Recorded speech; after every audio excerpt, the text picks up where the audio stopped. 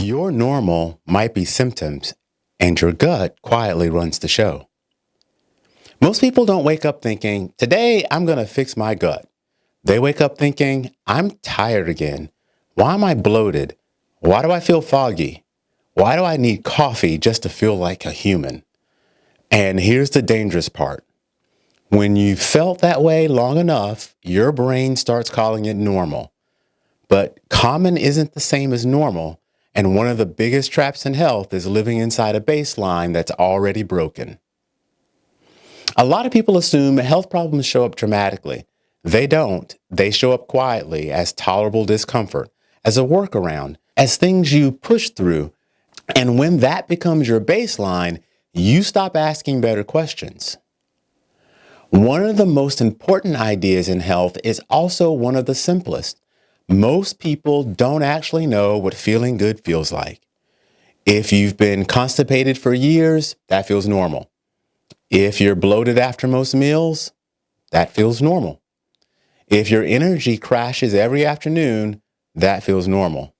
If you rely on caffeine just to get going, that feels normal, not because it's healthy, but because it's familiar. And when your reference point is already inflamed, depleted, and under-recovered, everything gets misrepresented. You start measuring your life against a broken baseline. So the first shift isn't a supplement or a protocol, it's awareness. It's asking, what has my body been trying to tell me that I've been tolerating instead? The gut doesn't explain everything, but it's hard to overstate how often it's part of the story.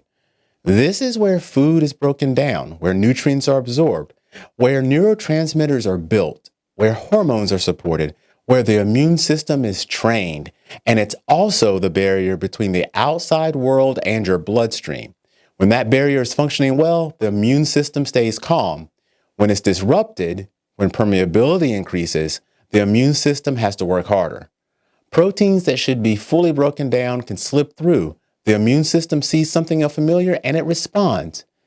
If that happens occasionally, no problem. But if it happens repeatedly, day after day, meal after meal, the system stays on.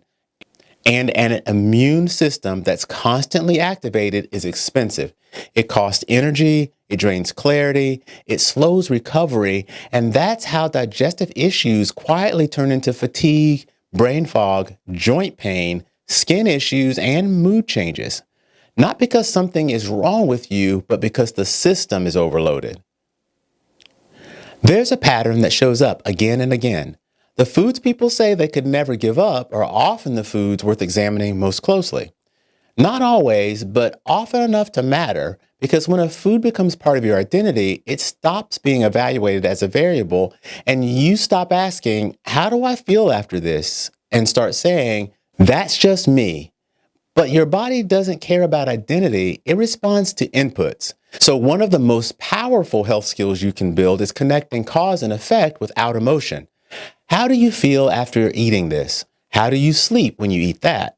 What happens to your energy, mood, and focus when some things become consistent? That's not obsession, that's literacy. One of the biggest mistakes people make is starting with complexity.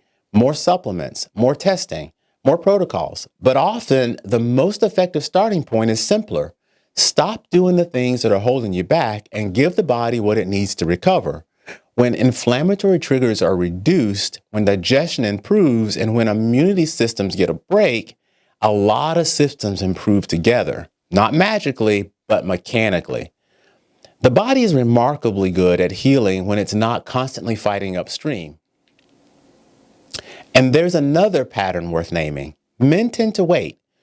We wait until it's bad enough, embarrassing enough, or painful enough. We'll train harder, push through fatigue, ignore symptoms we'd never accept in our kids or partners. That's not strength, that's inefficiency, because ignoring a warning light doesn't make the engine stronger. It just shortens the window you have to intervene early. If you want a simple checklist, not as a diagnosis, but as feedback, here it is. Pay attention if you're bloated frequently, you're gassy most days, you feel heavy or foggy after meals, bowel movements aren't easy or regular, you rely on stimulants to turn on. your skin stays inflamed, your energy or libido feels off for your age, or you're always pushing through. Those aren't character flaws, they're messages. You don't need to turn your life into a science experiment, but a short reset can tell you a lot. For 2 weeks, eat simpler whole foods more often. Prioritize protein and fiber, reduce ultra-processed foods and alcohol, and hydrate consistently. Walk daily, sleep like it matters, and then ask an honest question: what changed? Even a 10 to 20% improvement gives you leverage, proof, momentum. And if you want to get deeper after that, that's when professional guidance and targeted testing make sense.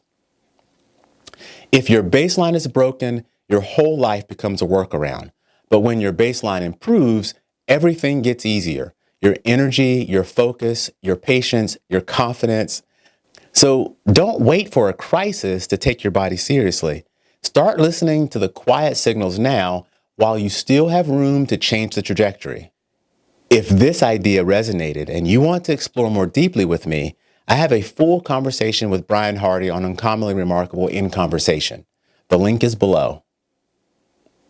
This is Uncommonly Remarkable. Thanks for listening.